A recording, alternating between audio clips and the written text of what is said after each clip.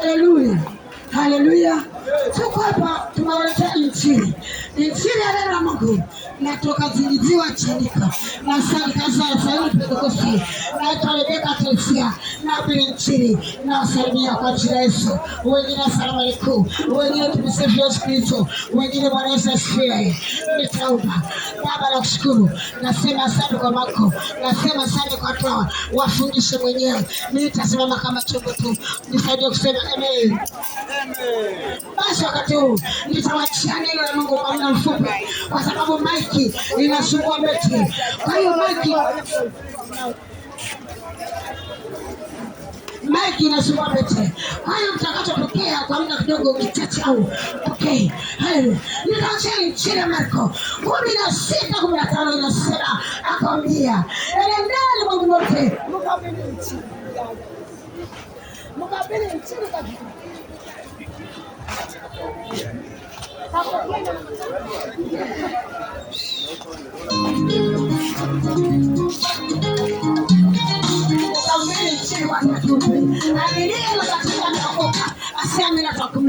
Kuna watu wanasubiri kuhukumiwa huku wakijua kwamba wanaenda kwa Baba mbinguni. Hutoenda.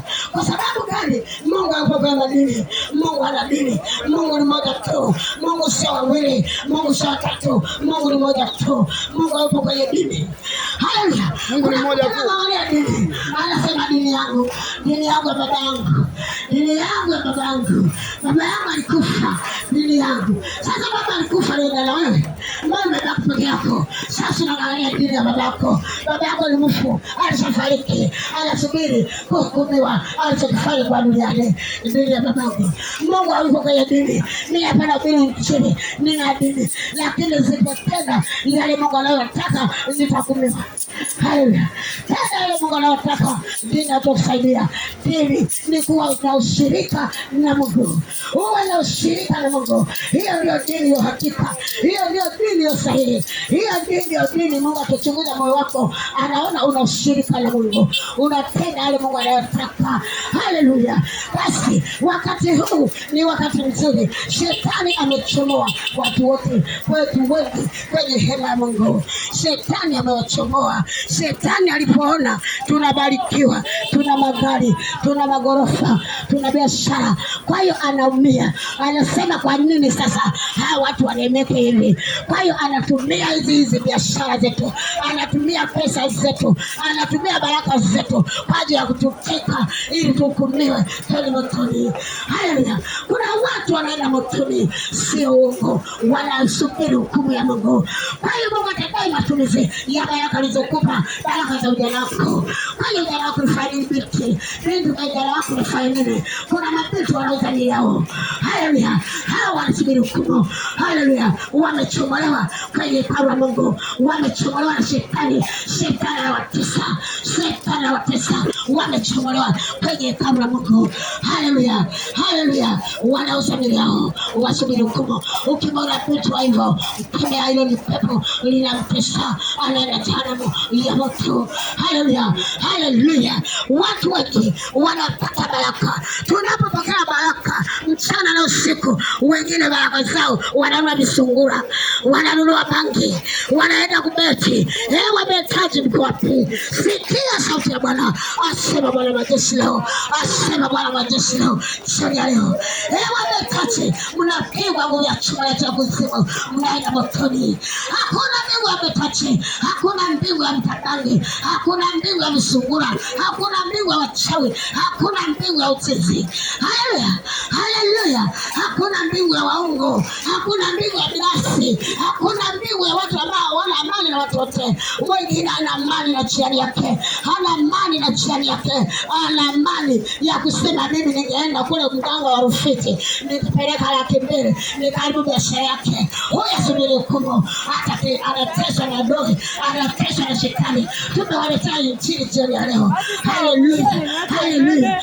Fuata njia moja tu, njia ya Yesu Kristo mwana Mungu aliyekufa msalabani, akateswa, akafa, akazikwa, siku ya pili akafufuka, akasema naenda kwa Baba kuandaa makao nilipo na yuko. Kwa jina lingine karibu tunamwita Isa bin Maryam.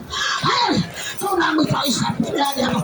Katika mitume wote huyo ndiye alifufuka, akafufuka siku ya tatu. Mariamu Magdalena mama wa Yesu walienda kuja kaburini. Wanawake mko wapi? Wanawake ni Jessica, wanawake.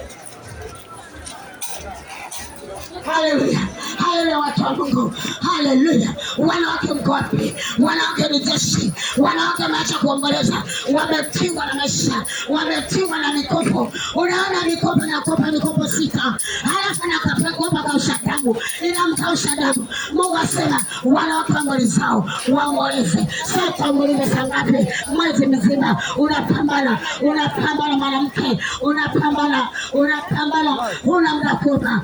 Chukua muda wako uombe hata mara moja kwa wiki. Wanaume mko wapi? Wanaume mko wapi? Wanaume mko wapi? Wanaume kaeni mtunze ndoa zenu. Kaeni, ambaye atunzi ndoa yake atahukumiwa, kwa sababu sasa hivi shetani uko makini kwa ajili ya kuharibu ndoa za watu, kwa ajili ya kuharibu vijana, kwa ajili ya kuharibu mabinti, kwa ajili ya kuharibu kila kitu, ili akiharibu watu wasomee hukumu ya moto, waende kwa shetani. Shetani anafuata, anatumia wafasi kwenye sayansi ya teknolojia, ulimwengu wa kidijitali, utandawazi. Haleluya, haleluya, haleluya.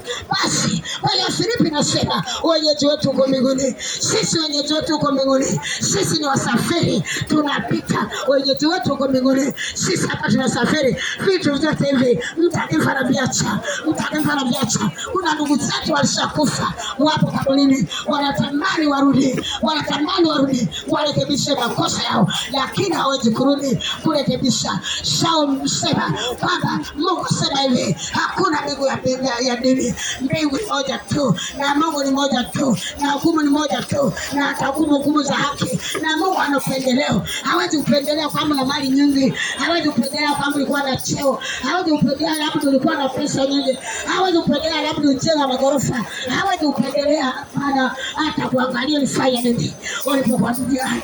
Basi Mungu tu anafunjia mbele maagizo na makatazo usitende dhambi, maagizo mtumikie. Mungu abariki. Nitaomba. Baba